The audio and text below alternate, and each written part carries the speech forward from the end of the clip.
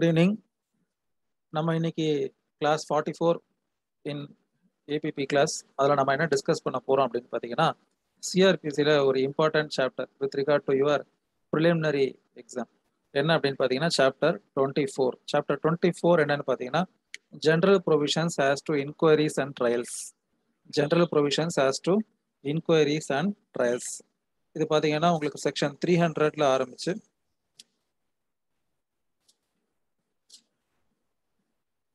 Section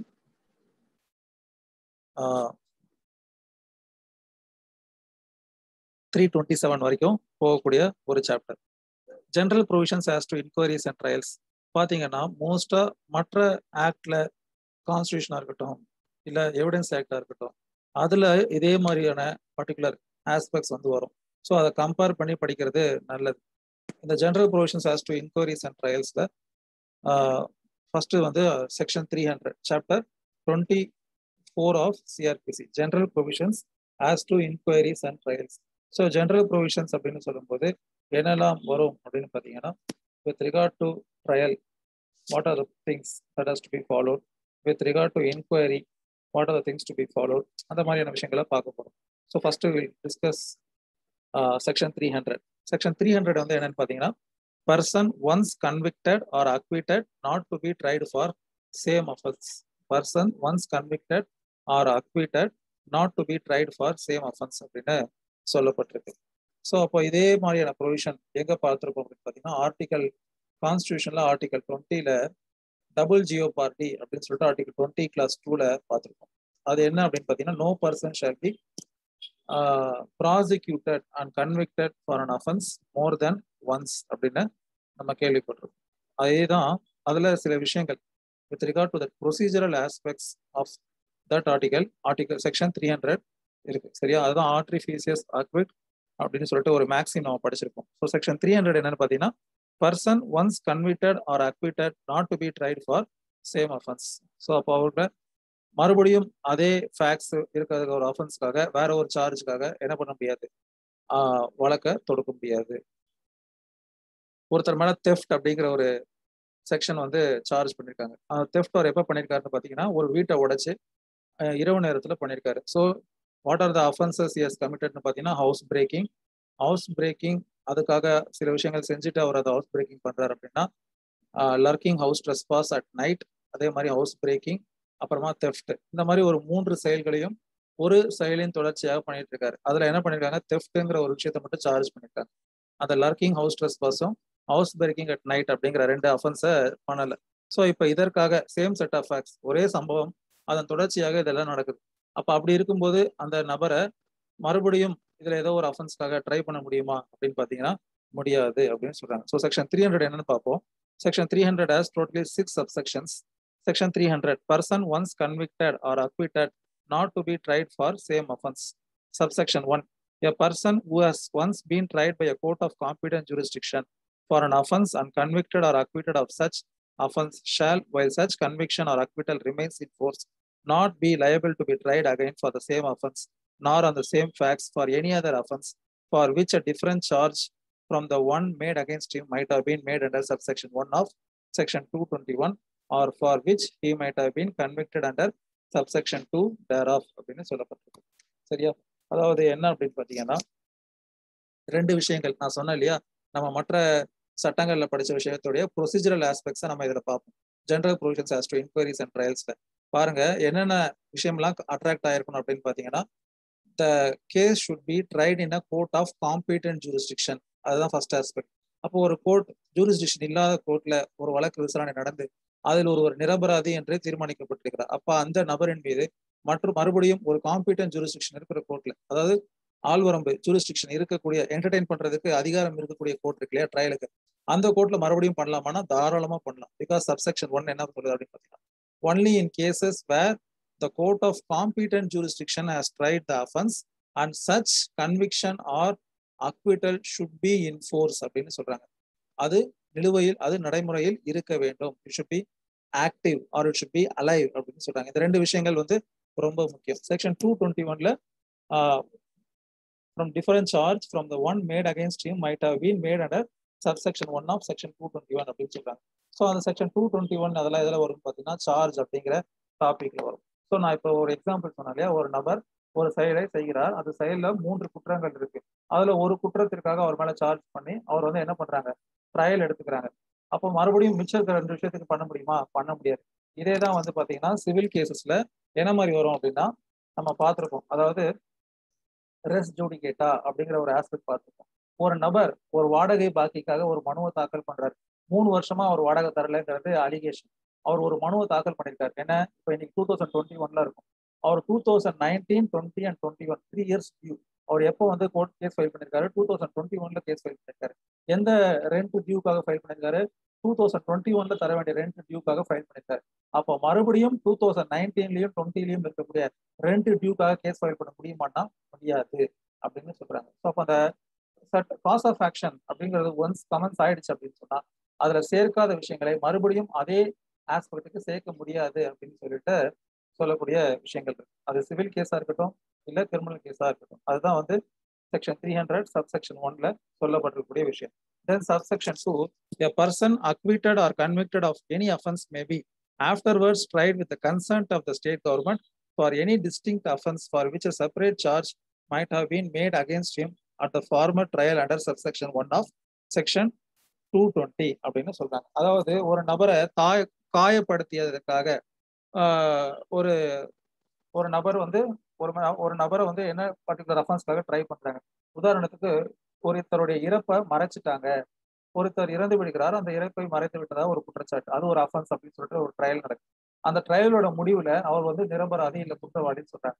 சப்சிக்வெண்டா தெரிய வருது என்ன அப்படின்னு பாத்தீங்கன்னா அது ஒரு கொலை அப்படின்னு சொல்லிட்டு அந்த கொலையை செய்தவர் இவர் தான் அப்படின்னு சொல்லிட்டு அப்போ என்ன ஆகும் அப்படின்னு பாத்தீங்கன்னா it is entirely a different offense. அப்போ அந்த மாதிரியான சூழ்நிலைக்கு என்ன பொருந்தும், ஒரு ஸ்டேட் கவர்மெண்ட்டுடைய பர்மிஷன் இருந்தா afterwards he may be tried for any distinct offense. அதுதான் போன விஷயத்துக்கும் இந்த விஷயத்துக்கும் சப்செக்ஷன் 1க்கும் சப்செக்ஷன் 2க்கும் இருக்கக்கூடிய வித்தியாசம். ஸோ சப்செக்ஷன் 1ல for same offence you cannot make even different charge from the one made against him earlier. But with regard to subsection 2, when the offense is different, ஒரு நபரை என்ன பண்ணிருக்கலாம், ஒரு காயம் ஏற்படுத்தின ஒரு வழக்கை விசாரிச்சு அதுல குற்றவாளியா நிரபராதியா அப்படிங்கிற ஒரு முடிவுக்கு வந்திருக்கலாம். Subsequently he may be succumbed to his injuries. அதாவது பிறகு சில காலம் கழித்து அதன் விளைவாக அவர் மரணம் அடைந்திருக்கலாம். அப்படி ஒரு சூழ்நிலை வரும் பொழுது அப்ப அந்த culpable homicide not amounting to murder அப்படிங்கிற ஒரு பர்டிகுலர் அஃபென்ஸ்ல particular distinct offence, it is a distinct offence, separate offence, அதுல ஒருத்தர் ட்ரையல் எடுத்துக்கலாமா அப்படின்னு பாத்தீங்கன்னா சப்செக்ஷன் 2 படி எடுத்துக்கலாம். Provided the consent of the state government has to be obtained and only afterwards such proceeding can be commenced அப்படின்னு சொல்றாங்க. சரியா, இதுதான் subsection 2. Then subsection 3, a person convicted of any offense constituted by an act causing consequences which together with such act constituted a different offense from that of which he was convicted may be afterwards tried for such last mentioned offense if the consequences had not happened or were not known to the court to have happened at the time when he was convicted அப்படின்னு சொல்லப்பட்டிருக்கு. ஒரு குறிப்பிட்ட ஒரு வழக்கு ஒரு நீதிமன்றம் விசாரிக்குது. அந்த நீதிமன்றத்திற்கு என்ன கிடையாது, subsection 3 என்ன சொல்லுதுன்னா a person convicted of any offense constituted by an act causing consequences which together with such act constituted different offense from that of which he was convicted may be afterwards tried for such last mentioned offense if the consequences not happened or were not known to the court to have happened at the time when he was convicted அப்படின்னு சொல்றாங்க. அதாவது என்னன்னா ஒரு நீதிமன்றத்திற்கு பின்னாடி தெரிய வருது ஒரு குறிப்பிட்ட விஷயம். அப்படி அந்த பின்னாடி தெரிய வரக்கூடிய விஷயத்திற்காக மறுபடியும் என்ன பண்ணலாம், ட்ரையலை கமென்ஸ் பண்ணலாம் அப்படின்னு சொல்றாங்க. Because the consequences is not known at the time of offence. அதுக்கான இல்லஸ்ட்ரேஷன்ஸ் பாத்தீங்கன்னா இப்போ அந்த முதல்ல 3 சப்செக்ஷனுக்கான இல்லஸ்ட்ரேஷன்ஸ் பாத்தீங்கன்னா ஈஸியா புரியும். ஃபர்ஸ்ட் இல்லஸ்ட்ரேஷன் நான் சொன்னேன் இல்லையா, A is tried upon a charge of theft as a servant and acquitted. He cannot afterwards, while the acquittal remains in force, charged with theft as a servant or upon the same facts with theft simply or with criminal breach of trust. அதாவது ஒரே செயலுக்கு 2 விஷயம் வருது அப்படின்னா அந்த 2 விஷயங்களும் ஒன்றாக தான் ட்ரையல் பண்ணிருக்கணும். அதுதான் வந்து ஃபர்ஸ்ட் இல்லஸ்ட்ரேஷன் சப்செக்ஷன் 1ல பார்த்தோம். ரெண்டாவது illustration A is tried for grievous hurt and convicted. the person injured afterwards dies, A may be tried again for culpable homicide. இது நம்ம பார்த்த ரெண்டாவது, because the offense itself is distinct. போன இதுல offense is same but the charges are different அப்படின்னா என்ன பண்ண முடியாது, ட்ரையல் எடுத்துக்க முடியாது. ரெண்டாவது விஷயத்துல offense itself is distinct. First வந்து கிரீவியஸ் ஆக்டுக்கு ட்ரையல் நடக்குது, சப்சிக்வெண்டா அவர் என்ன பண்ணிடுறாரு, இறந்துடுறாரு. அப்போ கல்பபிள் ஹோமிசைட் அப்படிங்கிற அந்த விஷயத்துக்கு நம்ம தாராளமா with the previous sanction of that state government you can take a trial. Then third illustration, A is charged before the court of session and convicted of the culpable homicide of B. A may not afterwards be tried on the same facts for the murder of B அப்படின்னு சொல்லப்பட்டிருக்கு. அப்போ அந்த intention பின்னாடி தெரிய வருது அப்படிங்கிறதுக்காக என்ன பண்ண முடியாது, சேர்க்க முடியாது. Then subsection 4, a person acquitted or convicted of any offense constituted by any act may, notwithstanding such acquittal or conviction, be subsequently charged with and tried for any other offense constituted by same acts which he may be have committed if the court by which he was first tried was not competent to try the offense with which he is subsequently charged. அதாவது நம்ம ஏற்கனவே என்ன பார்த்தோம் subsection 1ல அப்படின்னு பார்த்தீங்கன்னா, இந்த particular provision of this section எப்போ apply ஆகும்னா, only when the case is tried by the court of competent jurisdiction and that acquittal or conviction should remain in force. இந்த ரெண்டு கிரைட்டீரியா கண்டிப்பா ஃபுல்ஃபில் ஆயிருக்கணும்னு பார்த்தோம். ஸோ இந்த ரெண்டு கிரைட்டீரியா ஃபுல்ஃபில் ஆகலை அப்படின்னா நிச்சயமா என்ன பண்ணலாம், ப்ரொசீட் பண்ணலாம் அப்படின்னு சொல்லப்படுது. இதுதான் வந்து ஃபோர்த் ஆஸ்பெக்ட். அதாவது அதுக்கான இல்லஸ்ட்ரேஷன் பாருங்க. போன சப்செக்ஷனுக்கான இல்லஸ்ட்ரேஷன் வந்து என்ன அப்படின்னு பார்த்தீங்கன்னா, A is charged by the magistrate of first class and convinced by him of voluntarily causing hurt to B. A may not afterwards be tried for voluntarily causing grievous hurt to B on the same facts unless the case comes within subsection 3 of this section அப்படின்னு சொல்றாங்க. Then subsection 5, a person discharged under section 258 shall not be tried again for the same offense except with the consent of the court by which he was discharged or of any other court to which the first mentioned court is subordinate. அப்போ discharge அப்படிங்கிறது என்ன அப்படின்னா, போதுமான முகாந்தாரம் இல்லை, there is no ground அப்படின்னு சொல்லுவாங்க, or groundless with regard to the evidence submitted, it is not sufficient enough or it is groundless to proceed further with trial of that particular case அப்படின்னு நினைக்கும் போது அந்த நீதிபதி என்ன பண்ணுவாரு, டிஸ்சார்ஜ் பண்ணுவாரு. ஸோ ஒன்னு அந்த ட்ரையல் ஆரம்பிக்கிறதுக்கு முன்னாடி டிஸ்சார்ஜ் பண்ணுவாரு, அப்படி இல்லைன்னா ப்ராசிக்யூஷன் விட்னஸ் முடிஞ்ச பிறகு என்ன பண்ணுவாருன்னா டிஸ்சார்ஜ் பண்ணுவார்ல. செக்ஷன் 258ல அதாவது சாட்சியங்கள் எல்லாம் விசாரிச்சாச்சு, எந்த சாட்சியங்களும் அந்த குற்றவாளியோடு ஏதோ ஒரு தொடர்பு இருக்கக்கூடிய எந்த ஒரு வாக்குமூலமோ அல்லது எந்த ஒரு ஆவணமும் சமர்ப்பிக்கப்படவில்லை, டிஃபென்ஸ் விட்னஸை எடுக்கணுங்கிற அவசியமே கிடையாது, ப்ராசிக்யூஷன் விட்னஸ் முடிஞ்சிருச்சு, அதுல இருந்தே அந்த நீதிபதிக்கு தெரிய வருது என்னது, இந்த கேஸ் வந்து it is groundless and no point in continuing the trial அப்படின்னு சொன்னா டிஸ்சார்ஜ் பண்ணலாம். So discharge of an accused can be done at 2 stages. One, before the charge has been framed, prima facie charge ஷீட்டை படிச்சு பார்க்குறோம், the groundless charge against that particular accuse person is groundless, எதுவுமே made out ஆகலை அப்படிங்கிறது ஒரு aspect. இன்னொரு aspect, prosecution witness முடிஞ்சிருச்சு but ஆனால் அது போதுமானதாக இல்லை. ஸோ அப்போ அந்த மாதிரி டிஸ்சார்ஜ் செய்யப்பட்ட ஒரு அக்யூஸ்டுக்கு எதிர மறுபடியும் ஒரு வழக்கை தொடர்ந்து நடத்தணும் அப்படின்னா அந்த எந்த நீதிமன்றம் அவர் டிஸ்சார்ஜ் பண்ணுச்சோ அவர் அந்த நீதிமன்றத்தின் அனுமதியை பெற்று என்ன பண்ணணும், அந்த வழக்கை விசாரிக்கணும் அப்படின்னு சொல்லப்பட்டிருக்கு. The consent of the court by which he was discharged or of any other court to which the first mentioned court is subordinate அப்படின்னு சொல்றாங்க. அதாவது அந்த நீதிமன்றம் அல்லது அதற்கு மேல் இருக்கக்கூடிய ஏதேனும் ஒரு நீதிமன்றம், ஒரு ரிவிஷன் ஆர் ஒரு அப்பலேட் கோர்ட் இருக்கு இல்லையா, அதற்கு மேல் உள்ள கோர்ட், அந்த நீதிமன்றங்களின் உத்தரவின் அடிப்படையில் நீங்க டிஸ்சார்ஜ் செய்யப்பட்ட ஒரு நபரை மறுபடியும் விசாரிக்கலாம். ஸோ அப்போ மேம்போக்கா பார்த்தா இந்த செக்ஷன் எப்படி தெரியுது, no person once convicted or acquitted not to be tried for same offence சொல்றாங்க. பட் ஆனா அது சப்செக்ஷன் 1ல with regard to same offence, subsection 2ல with regard to distinct offence, subsection 3ல வித் ரிகார்ட் டு என்ன அப்படின்னு பாத்தீங்கன்னா the consequences at first instance was different and second occurrence was different அப்படின்னா பண்ணலாம், அல்லது அந்த நீதிமன்றத்துக்கு தெரிய வரல அப்படின்னா பண்ணலாம். Then subsection 4ல என்ன பார்த்தோம் அப்படின்னு பாத்தீங்கன்னா incompetency of the court to try the earlier offense அப்படின்னா சப்சிக்வெண்டா ஒரு காம்பிடன்ட் கோர்ட் அந்த கேஸை ட்ரை பண்ணலாம் அப்படின்னு பார்த்தோம். சப்செக்ஷன் 5ல என்ன பார்த்தோம்னா ஒரு டிஸ்சார்ஜ் செய்யப்பட்ட நபரின் மீது மறுபடியும் அதே குற்ற சம்பந்தப்பட்ட ஒரு விசாரணை நடத்த வேண்டும் அப்படின்னு சொன்னா அந்த நீதிமன்றத்தின் அனுமதியை பெற்று நடத்த வேண்டும் அப்படின்னு பார்த்தோம்.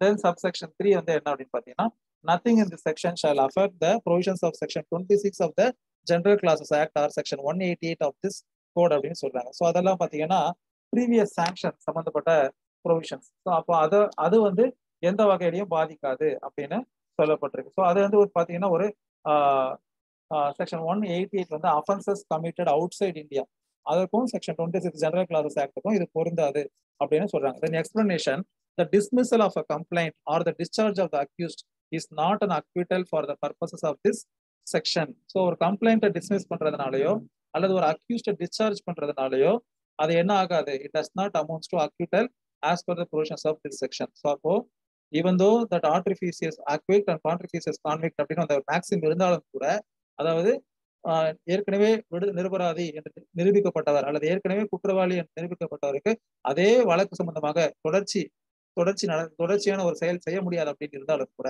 அது subjected to the about discussed provisions of section 300. So section 300 என்னது, person once convicted or acquitted not to be tried for same offense. Then section 301. Section 301 என்னன்னு பாத்தீங்கன்னா appearance by public prosecutor. So ஒரு அசிஸ்டன்ட் பப்ளிக் ப்ராசிக்யூட்டரோ இல்ல public ப்ராசிக்யூட்டரோ, இப்போ உங்களுக்கு தெரிஞ்சிருக்கணும் அது என்ன டெஃபினிஷன் இருக்கு. Public prosecutor is defined under section 25 of CrPC APP, sorry assistant public prosecutor. Public ப்ராசிக்யூட்டர்ங்கிறது எங்க டிஃபைன் பண்ணிருப்பாங்க, செக்ஷன் 2U டிஃபைன் பண்ணிருப்பாங்க. ஸோ அப்போ பப்ளிக் ப்ராசிக்யூட்டர் ஒரு ஏபிபியோ ஒரு தனியா ஒரு வக்காலத்து போட்டு ஒரு வழக்குடைய விசாரணையில் ஆஜராக வேண்டியங்கிற அவசியம் கிடையாது. இது எதுல சொல்லியிருக்காங்க, செக்ஷன் 301ல சொல்லியிருக்காங்க. Appearance by public prosecutor subsection 1.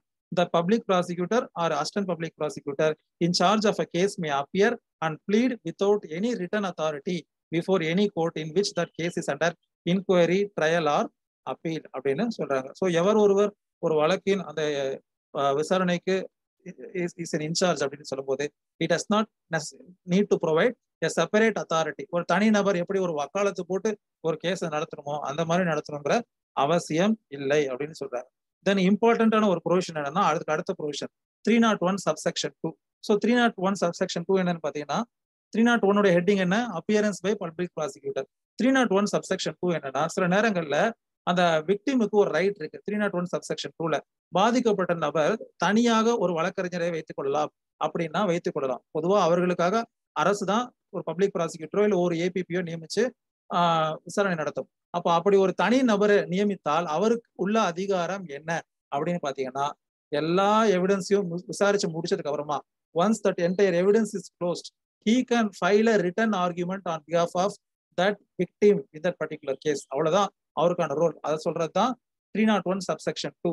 If in any such case any private persons instructs a pleader to prosecute any person in any court, the public prosecutor or assistant public prosecutor in charge of the case shall conduct the prosecution and the pleader so instructed shall act therein under the directions of the public prosecutor or assistant public prosecutor and may, with the permission of the court, submit written arguments after the evidence is closed in the case அப்படின்னு சொல்றாங்க.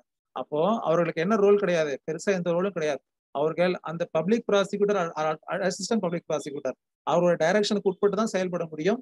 அதே மாதிரி அந்த நீதிமன்றத்துடைய அனுமதியை வாங்கி once the evidence is closed he can submit the written arguments. So written ஆர்குமெண்ட்ஸ்ங்கிறது இதுக்கு அடுத்து நம்ம பார்ப்போம். செக்ஷன் 314 சிஆர்பிசி இதே சாப்டர்ல தான் வரும். ஸோ சாப்டர் 21 வந்து ஒரு இம்பார்ட்டன்டான சாப்டர். செக்ஷன் 301 சப்செக்ஷன் 2 தான் வந்து பாத்தீங்கன்னா அந்த பிரைவேட் பர்சன்ஸ் அவர்கள் விரும்பிய பிளீடரை நியமிக்கும் பொழுது அவர்களுக்கான அதிகார வரம்பு என்ன, எதை அவர்கள் செய்ய முடியும் அப்படின்னு சொல்றதுதான் 301 சப்செக்ஷன் 2. சரியா? ஸோ இதான் section 301 appearance by public prosecutor. Then section 302 permission to conduct prosecution. So permission to conduct prosecution யாரு ஒரு ப்ராசிக்யூஷனை நடத்தலாம் அப்படின்னு பாத்தீங்கன்னா, not a person, police officer can also conduct prosecution. நீங்க சில கிரிமினல் கோர்ட்லாம் பாத்தீங்கன்னா போலீஸ் ஆஃபீஸர் உட்கார்ந்துட்டு இருப்பாங்க. அத இதுல not below the rank of inspector அப்படின்னு இருக்கும். Provided the court permits them அப்படின்னு இருக்கும். அதுதான் section 302 permission to conduct prosecution. Subsection 1 any magistrate inquiring into or trying a case may permit the prosecution to be conducted by any person other than police officer below the rank of inspector, but no person other than the advocate general or government advocate or a PP or APP shall be entitled to do so without such permission அப்படின்னு சொல்றாங்க. அப்போ அந்த magistrate நினைத்தால் ஒரு police officer below the rank of இன்ஸ்பெக்டரை என்ன பண்ணலாம், inquiry பண்றதுக்கு அனுமதிக்கலாம். Magistrate inquiring into or trying a case may permit the prosecution to be conducted by any person other than the police officer below the rank of inspector, but with permission of the concerned court. சரியா? இது வந்து subsection 1.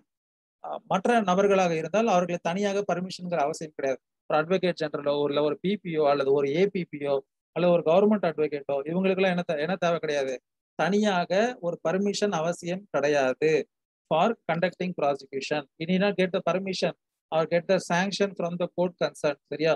தென் subsection அது 302 subsection 1 என்ன அப்படின்னு பார்த்தீங்கன்னா, provided that நம்ம இப்போ என்ன பார்த்துட்டு இருக்கோம்னா சாப்டர் 24 பார்த்துக்கிட்டு இருக்கோம், general provisions as to inquiries and trials. அதுல இப்போ செக்ஷன் 300 ஆரம்பிச்சது. செக்ஷன் 302ல சப்செக்ஷன் 1 பார்த்தோம். இப்போ அதுக்கான ப்ரொவிசோ என்ன அப்படின்னு பார்த்தீங்கன்னா, provided that no police officer shall be permitted to conduct the prosecution if he has taken part in the investigation into the offense with respect to which the accused is being prosecuted. அப்போ நீங்க என்ன தெரிஞ்சுக்கணும், யாரு வந்து prosecution conduct பண்ணலாம் அப்படின்னு பாத்தீங்கன்னா, ஒரு மேஜிஸ்ட்ரேட் அதிகாரம் கொடுத்தால் even a police officer below the rank of inspector is entitled to conduct a prosecution. But என்ன அப்படின்னு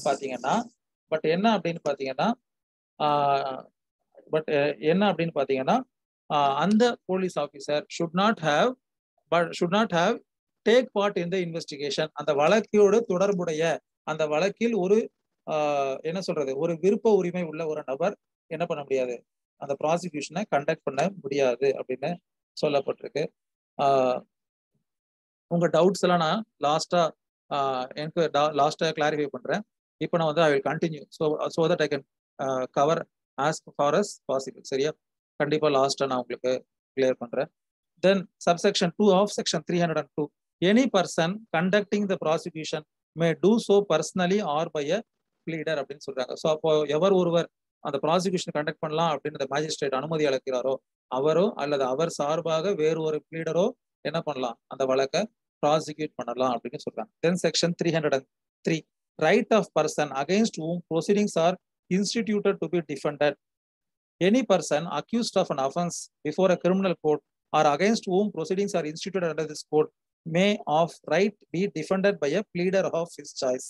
So section 303 வந்து என்னன்னு பாத்தீங்கன்னா, அவர் விரும்பிய வழக்கறிஞரை நியமித்து அந்த வழக்கை டிஃபெண்ட் செய்வதற்கான அந்த உரிமை அந்த குற்றம் சுமத்தப்பட்ட நபருக்கு இருக்கு அப்படின்னு சொல்றதுதான் செக்ஷன் 303.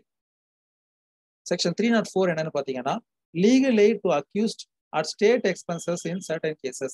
இதுவும் ஆர்டிகல் 39A ஆஃப் கான்ஸ்டிடியூஷன்ல வரக்கூடிய ஒரு விஷயம், right to free legal eight அப்படின்னு சொல்றது. அதாவது என்னன்னா, ஒருத்தருடைய ஃபைனான்சியல் இன்னபிலிட்டினால, பண பற்றாக்குறையினால, நிதி பற்றாக்குறையினால அவருக்கு கிடைக்க வேண்டிய அந்த நீதி பாதிக்க கூடாது அப்படிங்கிறதுக்காக ஆர்டிகல் 39A அப்படிங்கிற ஒரு பர்டிகுலர் இதை வந்து டைரக்டிவ் பிரின்சிபல்ஸ் ஆஃப் ஸ்டேட் பாலிசியில இன்கார்பரேட் பண்ணியிருப்பாங்க.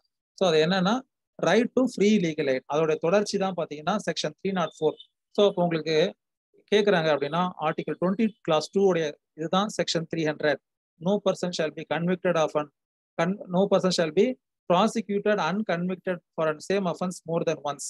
அதோடைய தொடர்ச்சி தான் செக்ஷன் 300 சிஆர்பிசியில். Person once convicted or acquitted not to be tried for same offence.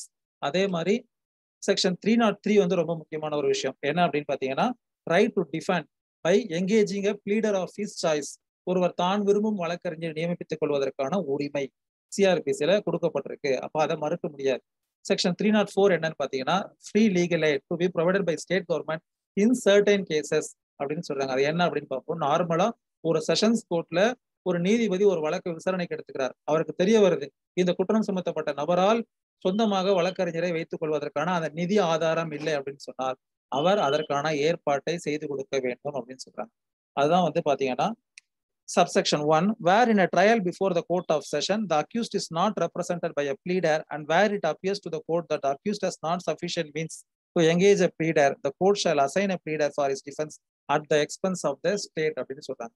அப்போ சப்செக்ஷன் 1 எந்த கோர்ட்டுக்கு அதிகாரம் கொடுத்திருக்கு?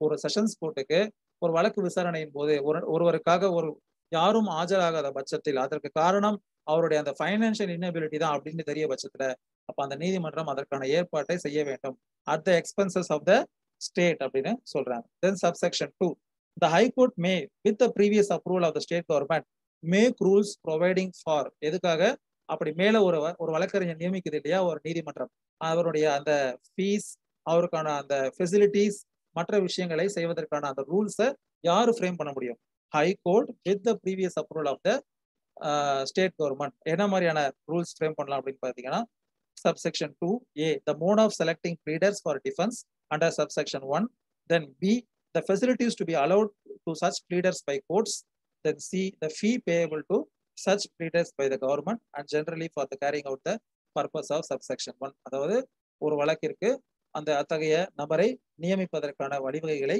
அந்த மாநில அரசு செய்ய வேண்டும் அதற்கான விதிகளை அந்த ஹைகோர்ட் உருவாக்க வேண்டும் அப்படின்னு சொல்றாங்க then subsection 3 என்ன சொல்றாங்கன்னா with regard to other cases subsection 1 என்ன பார்த்தோம் only the sessions judge has power to fix a counsel or pleader அப்படின்னு பார்த்தோம் what about in other cases in magistrate court or some other court அப்படின்னு பார்த்தீங்கன்னா subsection 3 the state government may by notification direct that as from such date as may be specified in the notification the provisions of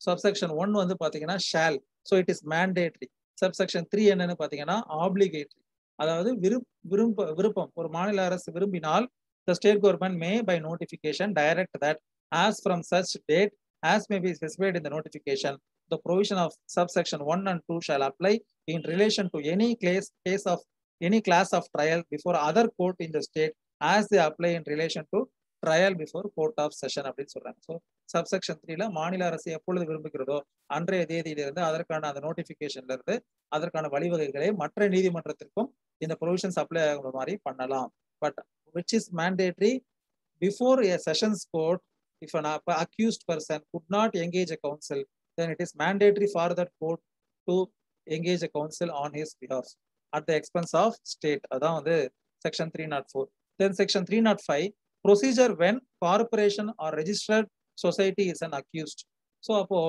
ஒரு கார்பரேஷனோ அல்லது registered society அக்யூஸ்டா இருந்தா என்ன மாதிரியான ப்ரொசீஜரை follow பண்ணணும் நார்மலா நம்ம பார்ப்போம் எக்ஸ் வர்சஸ் ஒய் அப்படின்னு இருக்கும் ஒரு ஆளு ஒருத்தருடைய பெயர் இன்னொருத்தருடைய பெயர் இருக்கும் சில செக் பவுன்ஸ் கேஸ்லாம் நீங்க பாத்தீங்கன்னா ஒரு company represented by its authorised signatory அப்படிங்கிறது இருக்கும் இல்லையா ஸோ அப்போ அதை சொல்லக்கூடிய விஷயம் தான் இந்த ரெப்ரசன்டேட்டிவ் அப்படிங்கிறது எப்படி நியமிக்கப்பட வேண்டும் அதற்கான ப்ரொசீஜர் என்ன அப்படின்னு சொல்றது section 305 procedure when corporation or registered society is an accused அதான் இங்க ஒரு விஷயம் அப்போ அந்த குற்றம் சுமத்தப்பட்ட ஒரு நபர் வந்து ஒரு ரெஜிஸ்டர்டு சொசைட்டியாக இருந்தால் ஒரு கார்பரேஷனாக இருந்தால் எந்த ப்ரொசீஜரை ஃபாலோ பண்ணணும் அப்படின்னு சொல்றாங்க ஸோ ஃபர்ஸ்ட் சப்செக்ஷன் 1ல கார்பரேஷன்னா என்ன அப்படிங்கிறத டிஃபைன் பண்றாங்க கார்பரேஷன்னா என்ன அப்படின்னு பாத்தீங்கன்னா means an incorporated company or other body corporate and includes society registered under the society registration act 1860 அப்படின்னு சொல்றாங்க ஸோ இந்த particular நிறுவனங்களுக்கெல்லாம்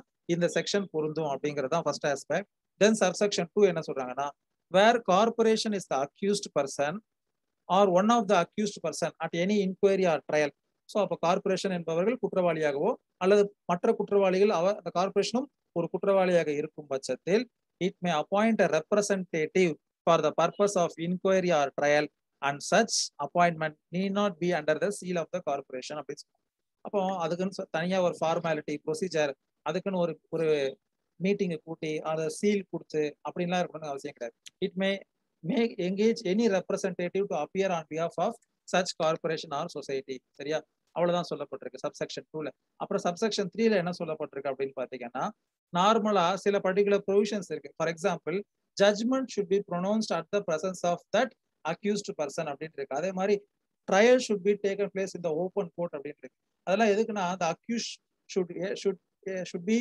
having a fair trial அந்த ரைட் டு ஃபேர் ட்ரையல் இருக்கு இல்லையா அது என்னன்னா அந்த குற்றம் சுமத்தப்பட்ட நபருக்கு முன்பாக சில விஷயங்கள் நடக்கணும் சில ப்ரொசீஜர்லாம் இருக்கு சில அந்த ப்ரொசீஜர் எல்லாமே இந்த கார்பரேஷன்ல எவர் ஒருவரை ரெப்ரசன்டேட்டிவா நியமிக்கிறாங்களோ அவர்களுக்கும் பொருந்தும் அப்போ ஒருத்தரை ரெப்ரசன்டேட்டிவா நியமிச்சுட்டா எதையெல்லாம் அந்த அக்யூஸ்ட் பர்சனுடைய முன்பு நடக்கணுமோ அதே அந்த ப்ரொசீஜர் எல்லாம் இந்த ரெப்ரசன்டேட்டிவ் முன்பு நடக்கணும் அப்படின்னு சொல்றாங்க அதான் subsection 3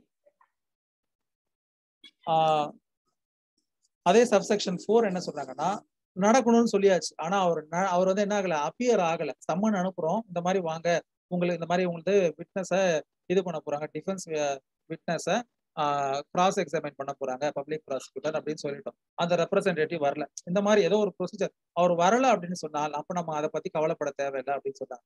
but provided it should be followed as per the procedure where presence of that particular accused is mandatory. அந்த மாதிரியான சூழ்நிலைகள்ல இந்த ரெப்ரசன்டேட்டிவ் நிச்சயமாக இருப்பதை உறுதி செய்ய வேண்டும். அவர் அப்படி உறுதி செய்தும் அவர் ஆஜராகவில்லை, அவர் நேரில் வரவில்லை என்று சொன்னால் அதை பற்றி கவலைப்படாமல் தொடர்ந்து வழக்கை விசாரிக்கலாம் அப்படின்னு சொல்றதுதான் சப்செக்ஷன் 4. வேற representative of corporation does not appear any such requirement as is referred to in subsection 3 shall not apply அப்படின்னு சொல்லப்பட்டிருக்கு. Then subsection 5. Subsection 5 என்ன பாத்தீங்கன்னா, where a statement in writing purporting to be signed by the MD or the corporation or by any person having the management of the affairs of the corporation has been appointed as the representative of the corporation for the purpose of this section is filed, the court shall, unless the contrary is proved, presume that such person has been so appointed அப்படின்னு சொல்லப்பட்டிருக்கு. So எவர் ஒருவர் அந்த சொசைட்டியில அந்த கார்பரேஷனுடைய மேனேஜ்மெண்ட்ல நிர்வாகத்துல ஒரு முக்கியமான ஒரு பங்கு ஆற்றுகிறாரோ அவரால் நியமிக்கப்படக்கூடிய அதிகாரி ஒரு எலிஜிபிள் ரெப்ரசன்டேட்டிவ் அப்படிங்கிற அந்த ப்ரிசம்ஷன்ல தான் கோர்ட் வந்து அந்த கேஸை கண்டக்ட் பண்ணுமே தவிர அதை அப்படி இல்லை அப்படிங்கிற ஒரு ப்ரிசம்ஷனுக்கு போக வேண்டிய அவசியம் இல்லை, unless the contrary is proved அப்படின்னு சொல்றதுதான் subsection 5. So it is with regard to whether such representative is competent or not அப்படின்னு சொன்னா it should be the fact determined by the court concerned அப்படின்னு சொல்றாங்க. Subsection C, if a question arises as to whether, subsection 6, if a question arises as to whether any person appearing as the representative of a corporation before a court is or it is not such representative, the question shall be determined by the court. அதாவது ஒரு ரெப்ரசன்டேட்டிவாக நியமிக்கப்படுபவர் சரியான முறையில் நியமிக்கப்பட்டிருக்கிறார் அப்படிங்கிறதுலாம் என்னது ஒரு procedural laches தான். அதுக்கு அதிகம் முக்கியத்துவம் கொடுக்க வேண்டிய அவசியம் கிடையாது. அதை தீர்மானிக்க வேண்டிய விஷயம் அந்த நீதிமன்றத்திடமே ஒப்படைக்கப்படுகிறது அப்படின்னு சொல்றாங்க. அதுக்குன்னு தனி சீல் தேவையில்லை. அதை நியமிப்பவர்கள் ஒரு எம்டியா தான் இருக்கணும்னு அவசியம் கிடையாது, செக்ரட்டரியா இருக்கணுங்கிற அவசியம் கிடையாது. Provided if they have some control over the affairs with regard to management of that association, that corporation or society அப்படின்னா then that is sufficient and they are empowered to engage a representative to appear on their behalf அப்படின்னு சொல்றதுதான் section 305. procedure when corporation or registered society is an accused, then section 306. section 306 என்ன அப்படின்னு பாத்தீங்கன்னா அதுக்கு அடுத்து வரக்கூடிய 3 செக்ஷன்கள் section 306, section 307 and section 308 மூன்றுமே பாத்தீங்கன்னா ஒரு குறிப்பிட்ட வார்த்தை மறுபடியும் வரும். Section 306, tender of pardon to accomplice. Section 307, power to direct tender of pardon. Section 308, trial of person not complying with conditions of pardon. Pardon அப்படின்னு சொன்னால் அந்த மன்னிப்பு அளிக்கக்கூடிய ஒரு செயல். நான் ஐ பார்டன் யூ அப்படின்னு சொல்றது. பொதுவாக இது பார்டனிங் எங்க வரும் அப்படின்னு பாத்தீங்கன்னா எவிடன்ஸ் ஆக்ட்ல செக்ஷன் 133 வரும். பொதுவாக அக்கம்ப்ளீஸ் அப்படிங்கிற ஒரு இடத்துல என்ன பண்ணுவாங்கன்னா, எவர் ஒருவர் ஒரு கோ அக்யூஸ்டாகவோ அல்லது ஒரு வழக்குல ஏதோ ஒரு வகையில தொடர்புடையவராக இருக்கிறார், ஒரு முக்கியமான ஒரு பொறுப்பாளியாக இருக்கலாம் அல்லது ஒரு சின்ன பொறுப்பாளியாக இருக்கலாம், ஒரு கூட்டு கொள்ளை அதுல ஒரு டிரைவரா இருக்கலாம், இல்ல அந்த பிளானை என்கேஜ் பண்ணக்கூடிய ஒரு சாதாரண நபரா இருக்கலாம். ஆனால் ஏதோ ஒரு வகையில் அந்த வழக்கோடு தொடர்புடைய ஒரு நபர் அந்த வழக்கின் நன்மைக்காக தனக்கு தெரிந்த அத்தனை உண்மையும் சொல்லிவிடுகிறேன் என்ற ஒரு உறுதிமொழியை கொடுத்து அதன் அடிப்படையில் அவரை அந்த வழக்குல இருந்து விடுவிச்சு அவருக்கு தண்டனை வழங்காத பட்சத்தில் அவர் தான் சொன்ன அந்த விஷயங்களை நான் உண்மையாக நடந்து கொள்வேன், எனக்கு தெரிஞ்ச அத்தனை விஷயங்களையும் இந்த நீதிமன்றத்தில் சொல்வேன் அப்படிங்கிறத அவர் சொல்லணும். அப்படி சொல்றதுக்கு அடிப்படையில தான் அவருக்கு என்ன பண்றாங்க, பார்டனிங் கொடுக்குறாங்க. அந்த பார்டனிங்க அவர் மீறினா என்ன மாதிரியான செயல் நடத்தணும், அவர் எதற்கு உட்பட்டு அவருக்கு என்ன மாதிரியான விஷயங்கள் அந்த ப்ரிவிலேஜ் கொடுக்கப்படணும் for the person who has tendered pardon அப்படின்னு சொல்றதுதான் அடுத்து இருக்கக்கூடிய 3 section. Section 306, tender of pardon to accomplice. அது ஃபர்ஸ்ட் பாத்தீங்கன்னா subsection 1, with a view to obtaining the evidence of any person. So அப்போ இந்த பார்டனிங் அப்படிங்கிறதோட முக்கியமான நோக்கம் என்ன, with a view to obtain the evidence of any person supposed to have been directly or indirectly concerned in or privy to an offense to which this section applies அப்படின்னு சொல்றாங்க. அப்போ என்னது, அந்த நபர் ஏதேனும் ஒரு வகையில் டைரக்ட்லியோ or indirectly he should be concerned in a privy to an offense to which this section applies and with regard to getting the evidence of such person. அப்போ ஒரு வழக்கு, அந்த வழக்கின் விசாரணையில் இந்த நபர் தொடர்புடையவராக இருக்கிறார். யாருக்கு அந்த மன்னிப்பு பொது மன்னிப்பு கொடுக்க போறோமோ அவர் அந்த வழக்கில் தொடர்புடையவராக இருக்கிறார். அவர் எவிடன்ஸா அவர்கிட்ட இருந்து வாங்கணுங்கிற அந்த நோக்கத்திற்காக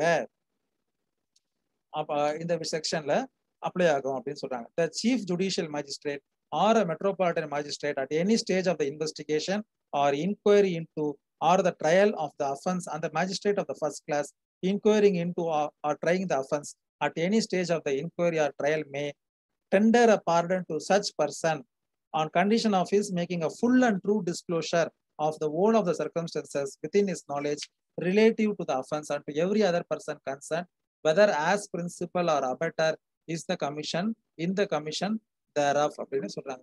அப்போ எந்த நீதிமன்றம் எல்லாம் ஒருவருக்கு பார்டனிங் கொடுக்கலாம், எந்த ஸ்டேஜ்ல கொடுக்கலாம், at any stage of the proceeding, at any stage of the trial, either the chief judicial magistrate or the metropolitan magistrate or the magistrate of first class can grant a pardon under subsection 1 of section 306, provided that person should disclose all the truth that is known to him with regard to that particular offense and with regard to the persons involved in that particular offense, whether as a principal or an abettor. ஒரு முக்கிய குற்றவாளியின் பங்களிப்பு என்ன அல்லது உடந்தையாக இருந்தவரின் பங்களிப்பு என்ன அல்லது தனக்கு தெரிந்த அந்த அத்தனை விஷயங்களையும் அவர் என்ன பண்ணணும், டிஸ்க்ளோஸ் பண்ணணும் அப்படின்னு சொல்றாங்க. ஏன் அப்படின்னா அந்த அடிப்படையில தான் அவருக்கு அந்த பார்டனிங்கே கொடுக்குறாங்க. அப்போ அவர் அதை உறுதி செய்ய வேண்டும் அப்படின்னு சொல்றாங்க.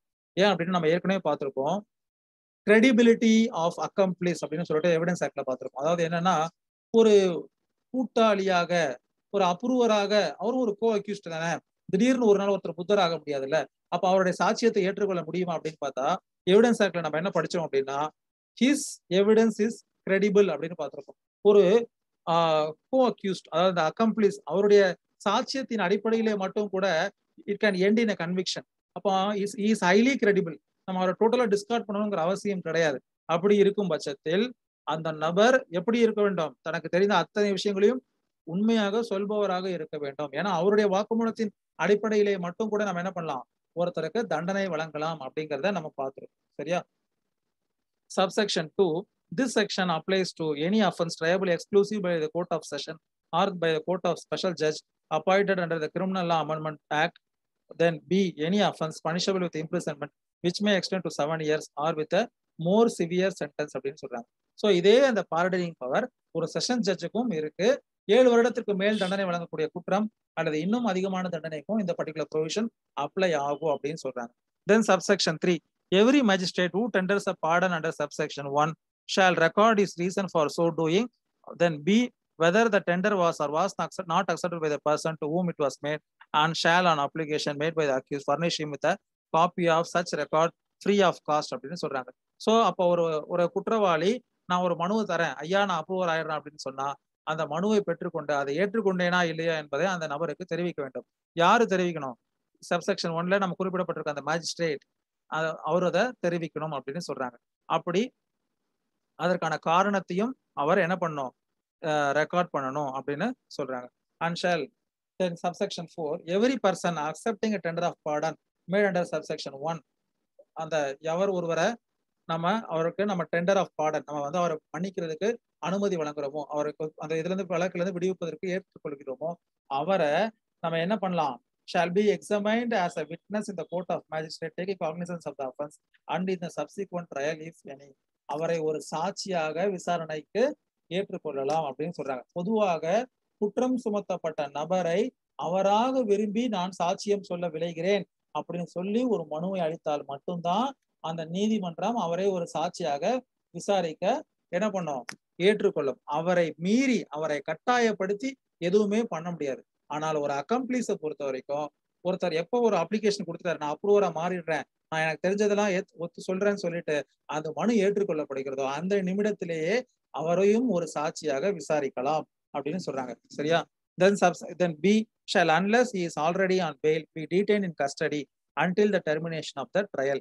So அவரை till the disposal of the case you should be kept in a judicial custody அப்படின்னு சொல்றாங்க. Then subsection 5, where a person be accepted a tender of pardon made under subsection 1 and has been examined under subsection 4, the magistrate taking cognizance of the offense shall, without making any further inquiry in the case, commit it for trial அப்படின்னு சொல்றாங்க. அதாவது ஒரு sessions கேஸா இருந்தா அதை என்ன பண்ணுவோம், committal ப்ரொசீஜர்னு சொல்லுவோம் இல்லையா. PRC case, pre registered case கொடுத்துட்டு சப்சிக்வெண்டா அதை நம்ம ஒரு அந்த கன்சர்ன் செஷன்ஸ் கோர்ட் எது அந்த வழக்கு விசாரணைக்கிறதுக்கு அதிகாரம் இருக்கோ அந்த நீதிமன்றத்துக்கு அந்த கேஸை ஃபார்வர்ட் பண்ணுவோம். அதுக்கு பேர் தான் கமிட்டல் ப்ரொசீடிங்ஸ் சொல்லுவோம். So once the tender that statement has been recorded, then the magistrate shall commit the for trial to the court of session. If the offence is trial will exclusively by that court or the magistrate taking cognizance is the chief judicial magistrate. Then subsection 2, to a court of special judge appointed under criminal law amendment act if the offence is triable exclusively by the court அப்படின்னு சொல்றாங்க.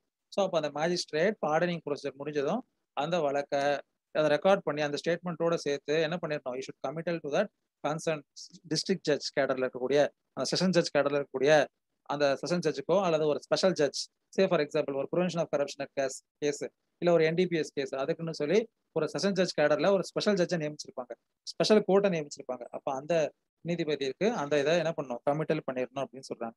In any other case make over the case to the chief judicial magistrate who shall try the case himself அப்படின்னு சொல்றாங்க. So either to the session judge or in other cases if he is not competent to conduct the trial, he should commit it to the chief judicial magistrate அப்படின்னு சொல்றதுதான் section 306. தென் section 307 என்னன்னு பாத்தீங்கன்னா power to direct tender of pardon. Section 306 என்னது, tender of pardon to accomplice அப்படின்னு பார்த்தோம். அப்போ அந்த கூட்டு ஒரு கோ அக்யூஸ்டுக்கு எப்படி பார்டனிங் கொடுக்கணுங்கிறத செக்ஷன் 306ல பார்த்தோம். செக்ஷன் 307ல என்ன பார்க்க போறோம் அப்படின்னு பாத்தீங்கன்னா power to direct tender of pardon.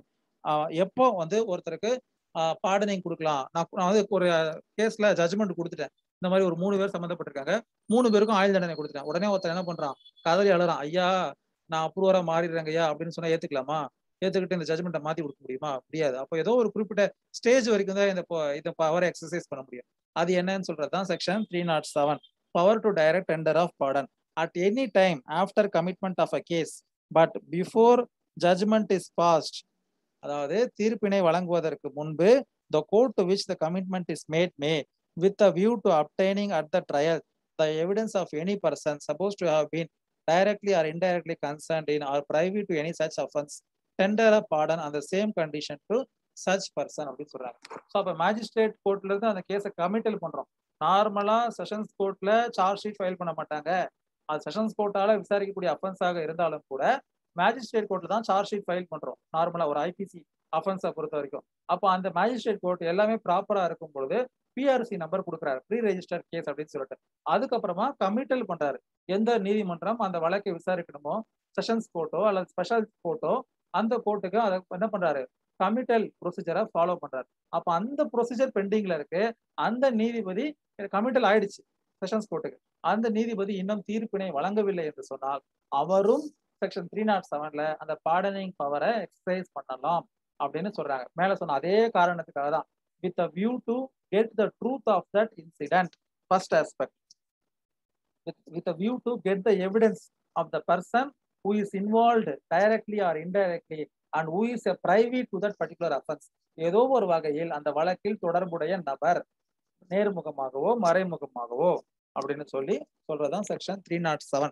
Then section 308, trial of person not complying with conditions of pardon. ஒரு நபர் ஒரு மனுவினை அளிக்கிறார், ஐயா நான் அப்ரூவர் ஆயிடுறேன், எனக்கு பொது மன்னிப்பு கொடுங்க, பார்டனிங் பவர் கொடுங்க அப்படின்றார். அதை கேட்டு மனுவை வந்து அனுமதிச்சிடுறாரு அந்த நீதிபதியும். ஆனா என்ன பண்றாப்புல, இவரை சாட்சியா விசாரிக்கணும் அந்த மனுவை அனுமதிச்ச பிறகு. ஆனா இந்த நபர் என்ன பண்றாரு, வழக்கிற்கு சரியாக ஒத்துழைப்பு கொடுப்பதில்லை, தனக்கு தெரிந்த உண்மைகளை அப்படியே சொல்றதில்லை, இந்த வழக்குல யார் பிரின்சிபல், யார் அபட்டார், யாருக்கு என்ன தொடர்பு அப்படிங்கறத அவர் சொல்லவில்லை. அவர் என்ன பண்றாரு, அகைன் இஸ் ஸ்டெப்பிங் பேக். அப்படின்னா என்ன மாதிரியான ப்ரொசீஜரை ஃபாலோ பண்ணணும்? Section 308, trial of person not complying with conditions of pardon. It has totally 5 subsections. First subsection என்ன அப்படின்னு பாத்தீங்கன்னா, அப்போ அந்த நபர் மேல சொன்ன 306 இல்ல 307 அவருக்கு அக்செப்ட் பண்ணிட்டோம் அவரோட டெண்டர் ஆஃப் பார்டனை.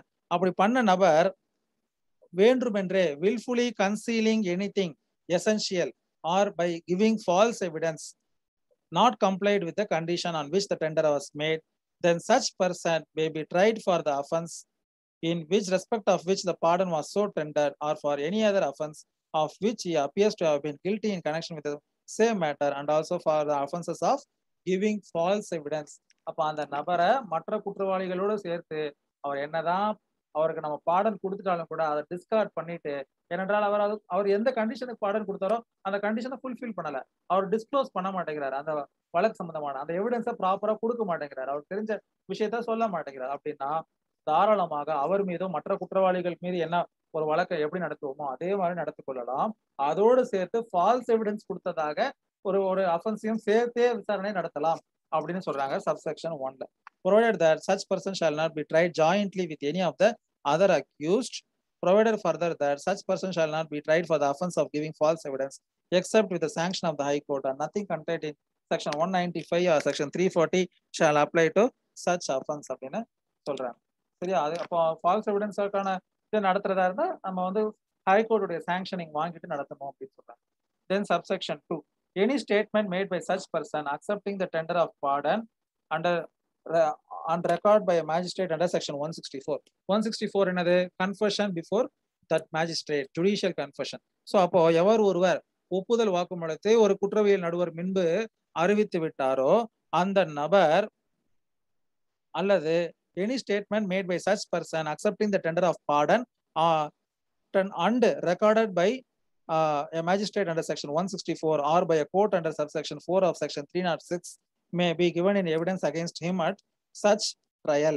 அப்போ அந்த வாக்குமூலத்தை அவருக்கு எதிராக ஒரு வழக்கு விசாரணையில் பயன்படுத்தலாம். நம்ம பொதுவா நம்ம கன்ஃபெஷன்லயே பார்த்திருப்போம். ஒரு மேஜிஸ்ட்ரேட் கன்ஃபெஷன் வாங்கும் போது என்ன ஒரு பர்டிகுலர் விஷயத்த சொல்லணும் அப்படின்னு பாத்தீங்கன்னா, அந்த கன்சர்ன் அக்யூஸ்ட் பர்சன் கேட்ட it shall be used against him at the trial அப்படிங்கிறத சொல்லி தான் அந்த வாக்குமூலத்தை பெற வேண்டும். அதுக்கான கிளாஸ் அந்த கன்ஃபெஷன் ஸ்டேட்மெண்ட்ல எழுதி அந்த நபருடைய வாக்குமூலத்தை பெற வேண்டும். அதை உறுதிப்படுத்திக் கொள்ள வேண்டும். என்ன, நீ அதை சொல்லணுங்கிற விஷயம் கட்டாயம் கிடையாது. அதையும் தாண்டி நீ ஒரு வாக்குமூலம் கொடுத்தாய் என்று சொன்னால் அது உனக்கு எதிராக பயன்படுத்துவதற்கான சாத்தியக்கூறுகள் உண்டு அப்படிங்கிறத சொல்லிடும். அதுதான் சொல்றாங்க subsection 2ல.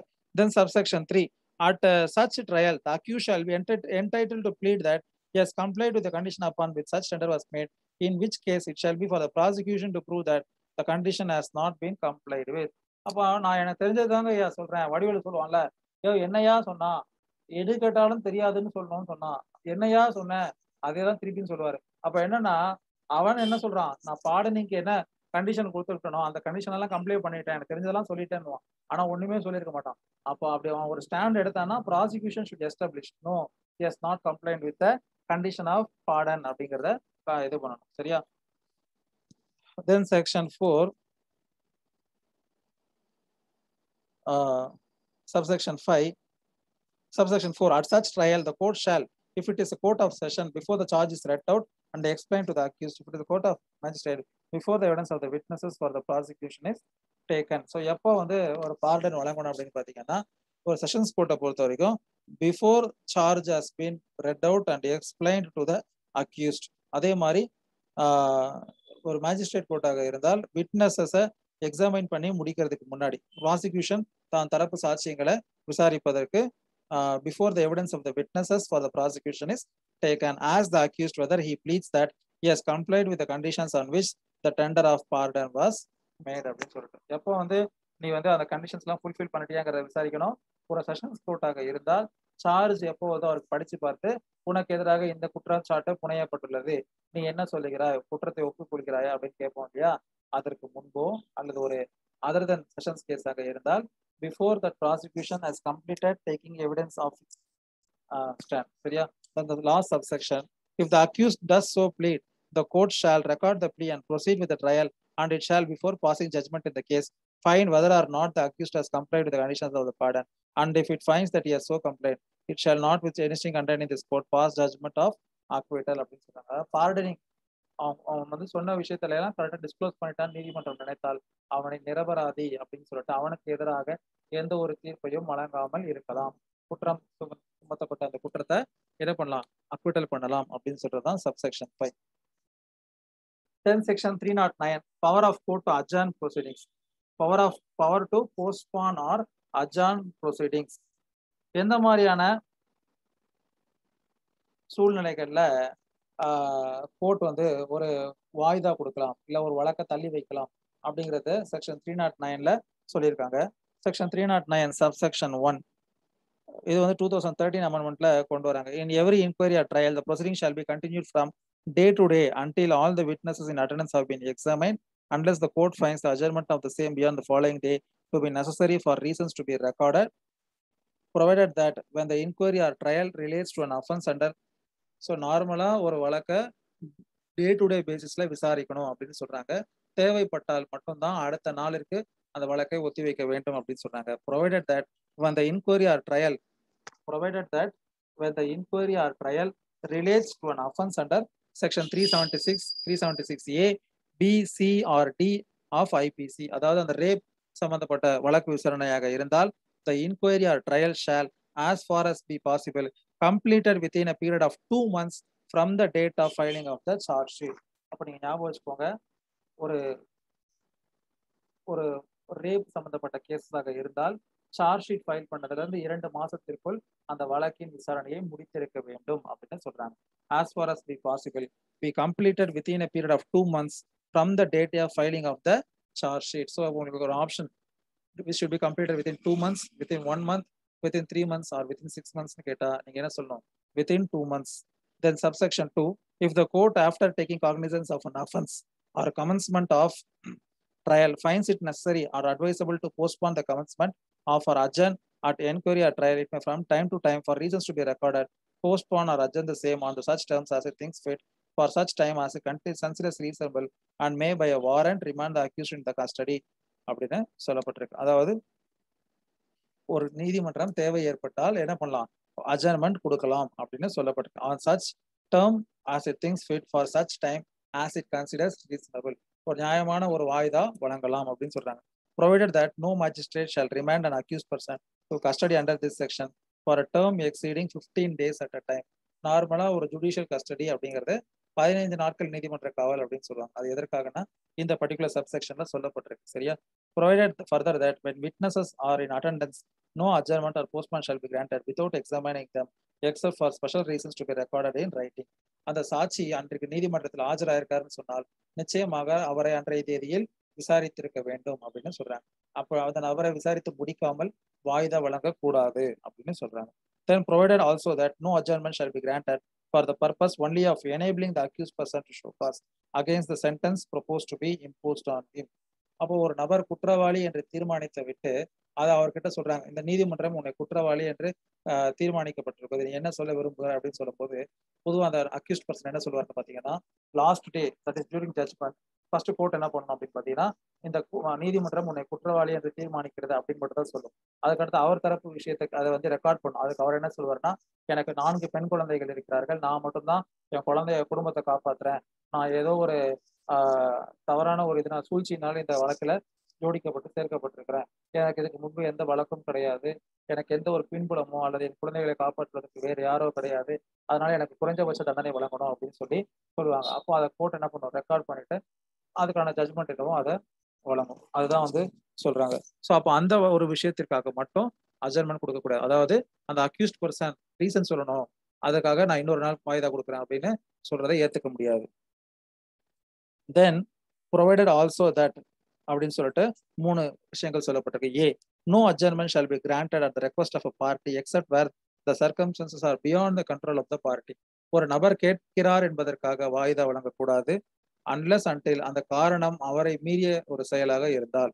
then B, the fact that the pleader of a party is engaged in another court shall not be a ground of adjournment. My senior engaged in the first bench your lordship அப்படின்னு சொல்றோம், அது ஏற்றுக்கொள்ளக்கூடிய ஒரு விஷயம் கிடையாது அப்படின்னு சொல்றாங்க. then C, where a witness is present in a court but a party or his pleader is not present, or the party or his pleader though present in court is not ready to examine or cross examine the witness, the court may, if it thinks fit, record the statement of the witness and pass such orders as it thinks fit, dispensing with the examination in chief or cross examination of the witness as the case may be அப்படின்னு சொல்லப்பட்டிருக்கு. அப்போ அந்த நபர் சாட்சியம் அளிக்கக்கூடிய நபர் ஆஜராயிருக்காரு, chief எடுத்துட்டாங்க, நான் ப்ராசிக்யூஷனுக்காக ஒரு விட்னஸை கூப்பிட்டுறேன், சீஃப் எடுத்தாச்சு, கிராஸ் எக்ஸாமின் பண்றதுக்கு அந்த குற்றம் சுமத்தப்பட்ட நபருடைய வக்கீல் ஆஜராகல, அதற்காக நான் ஒரு வாய்தா கொடுக்கலாமான்னா அவசியம் கிடையாது. அவருடைய வாக்குமூலத்தை பதிவு செய்து நான் ஒரு சரியான உத்தரவை பிறப்பித்து என்ன பண்ணலாம், சப்சிக்வெண்டான ப்ரொசீடிங்ஸ்க்கு இந்த கேஸை போஸ்ட் பண்ணலாம் அப்படின்னு சொல்றாங்க. Explanation 1, if sufficient evidence has been obtained to raise a suspicion the accused may have committed an offense and it appears likely that further evidence may be obtained by a remand. This is reasonable cause for a remand. தேவைப்பட்டால் அந்த அக்யூஸ்ட remand பண்ணலாம் அப்படின்னு சொல்றாங்க. Then explanation 2, the terms on which an adjournment or postponement may be granted include in appropriate cases the payment of cost by the prosecution or the accused. இந்த மேல சொன்ன காரணங்களுக்காக வாய்தா வழங்கப்படுகிறது என்று சொன்னால், அப்போ அந்த விட்னஸ் மறுபடியும் வரணும் அப்படின்னா அந்த விட்னஸ்க்கு ஒரு டிராவலிங் எக்ஸ்பென்ஸ் கூட கொடுக்கணும், நீதிமன்றம் உத்தரவு பிறப்பிக்கலாம். அல்லது ஏதாவது காஸ்ட் கூட இம்போஸ் பண்ணலாம். ஒரு காரணம் இல்லை, இல்லை சரியான ஒரு விஷயம் இல்லை அப்படின்னா அதற்கான ஒரு காஸ்ட்டை கூட இம்போஸ் பண்றதுக்கு நீதிமன்றத்திற்கு அதிகாரம் இருக்கு. Then section 310, local inspection. Local inspection.